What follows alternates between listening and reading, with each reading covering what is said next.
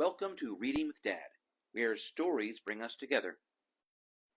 How I Became a Pirate by Melinda Long and David Shannon. Pirates have green teeth, when they have any teeth at all. I know about pirates because one day, when I was at the beach building a sandcastle and minding my own business, a pirate ship sailed into view.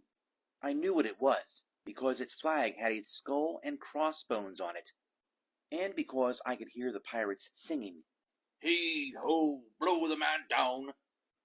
They were a little off-key. I tried to tell my dad, but he was busy setting up the beach umbrella. I tried to tell Mom, but she was busy slathering my baby sister with sunblock. So I went back to my sandcastle, but I kept an eye on the pirates. By then, they were rowing to shore. When they landed, the head pirate climbed out of the boat and yelled, "Ahoy thar, matey! Be this the Spanish Main?" "No," I said. "This is North Beach." "Shiver me timbers," the pirate said. "We must have taken a wrong turn at Bora Bora." He walked around my sandcastle. He looked at the moat, then yelled back to his crew, "He's a digger, he is, and a good one to boot." "A good one to boot," the others agreed. "What be your name, matey?" the head pirate asked. "Jeremy Jacob, sir," I told him. "Well, Jeremy Jacob," he said, "you're looking at Braid Beard and his crew. We've been needing a digger like yourself. We've a chest of treasure to bury." "Aye, treasure," the others shouted.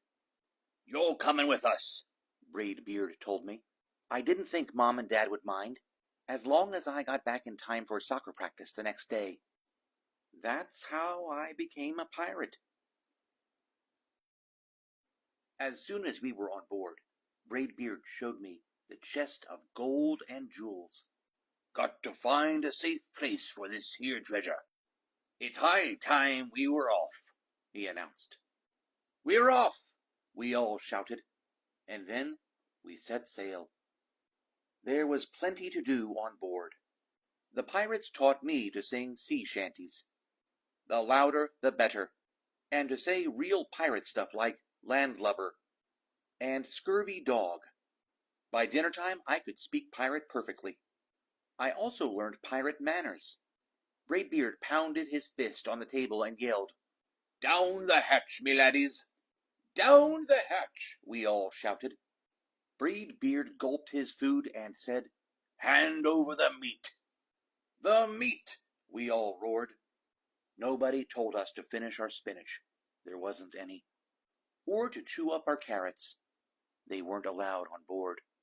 We talked with our mouths full. And nobody said please or thank you. After dinner, I tried to teach the pirates to play soccer. Braid Beard kicked the ball and yelled, "Arr, soccer! Arr, soccer!" the crew yelled. Then everybody dove for the ball at once, and it rolled right off the deck. "After it, me hearties!" Braid Beard commanded. "After it?" we all whispered. We fought over who would go get the ball, but it didn't matter anyway, because a shark came along and swallowed it in one gulp. So much for soccer.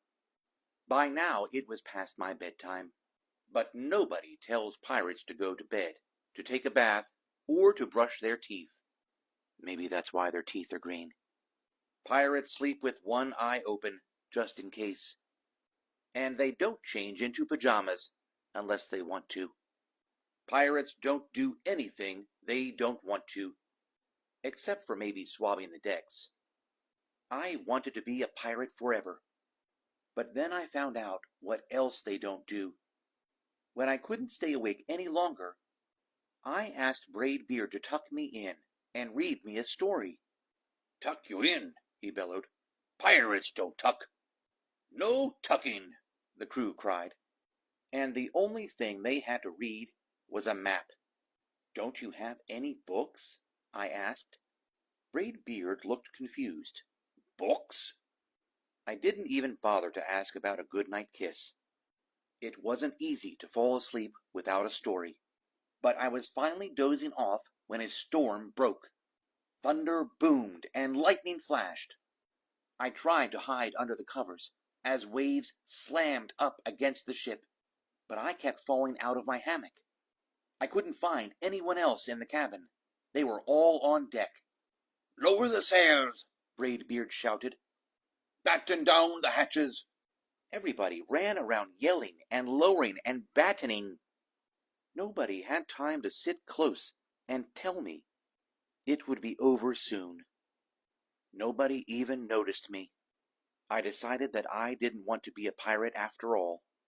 Just then, flash, crash, crack! Lightning hit the mast and split it right down the middle. "What'll we do now?" yelled one of the pirates. "We'll have to turn back," called another. "But the treasure," howled Braid Beard.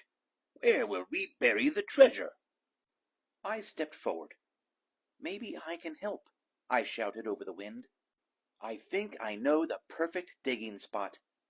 When the storm was over, we rowed back to shore and buried the chest.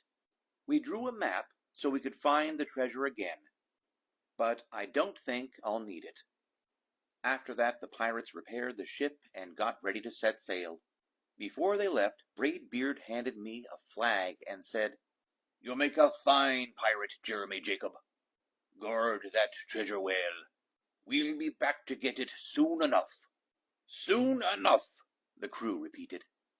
"And if you ever need us," Braid Beard added, "just run the Jolly Roger up yonder pole."